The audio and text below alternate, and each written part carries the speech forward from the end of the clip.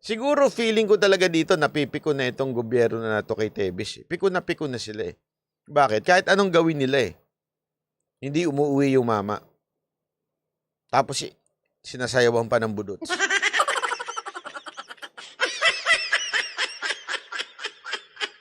Di ba?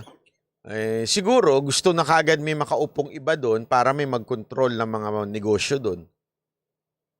Yun lang sa atin dito. Again, we're not saying Tebes is not guilty. That's not our point here. We're not saying Tebes should not be called terrorist. That's not our point here.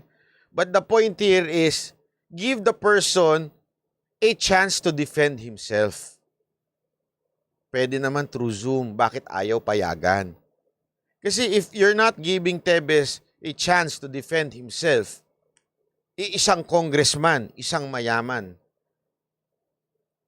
paano yung mga ordinaryong Pilipino na walang kapit, wala lahat? Pag ginusto nyo pala, ganun na mangyayari. Diba? Yun lang kasimple. Sabi ni Brian Narya, tapos ang dami pang lumalabas na baho nila galing kay Tebes kaya lalong umiinit ulo. Oo nga eh. Ito si Tebes kasi masyadong maraming alam eh.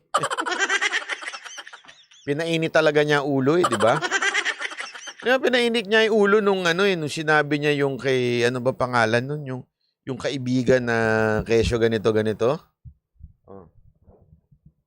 Feeling ko na trigger yun eh, di ba?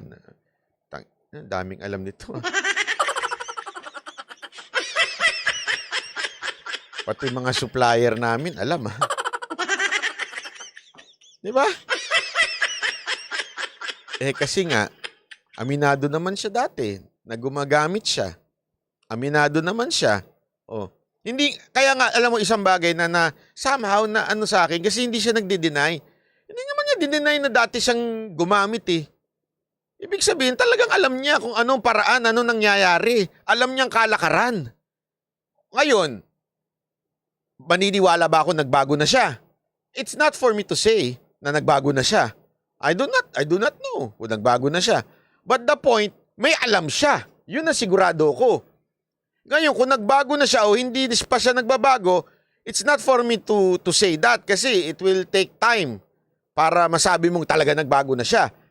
But the fact will remain na meron siyang alam sa kalakaran na yan. At binubuking niya isa-isa hanggang umabot na nga doon sa presidente. Kaya feeling ko, malaki talaga ang pakiramdam ko na kumpas ito galing sa taas. Kumpas ito. Sigurado ako. Hindi lang ito kumpas ng sekretary. Kumpas ito galing sa taas. Itong tao to masyado maraming nalalaman. Kailangan na itong gawa ng paraan para umuwi, makulong, o kung ano man. Diba? Kumpas ito. Galing sa taas.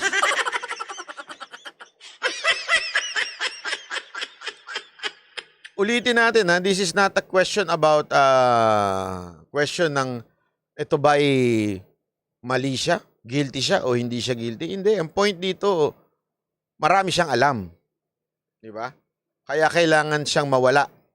Yun ang talagang totoo dito eh. Tama kayo dyan, no? Di ba? Tama ka dyan, Darin. Nabuking nga isa eh. Yung isang mayor dyan, galit na galit sa sabong. Yung pala,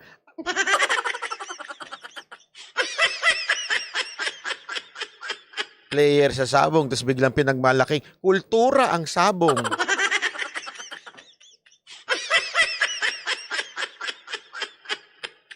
Well, kasi ako yung ganitong klaseng kumpas, gawin kang terorista, tanggalin kang kongresista, mabigat to.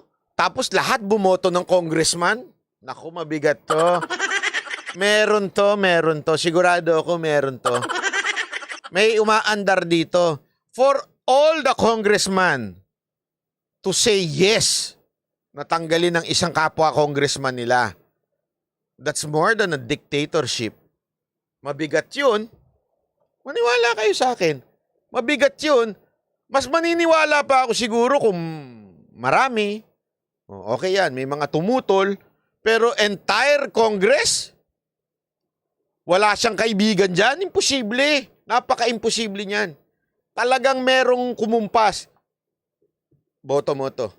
Kailangan, unanimous ang ano dito, talagang lahat kayo. Di ba? Imposible ito. Kaya, ewan ko, mukhang alam na natin to. Kumpas ito sa taas, ika nga.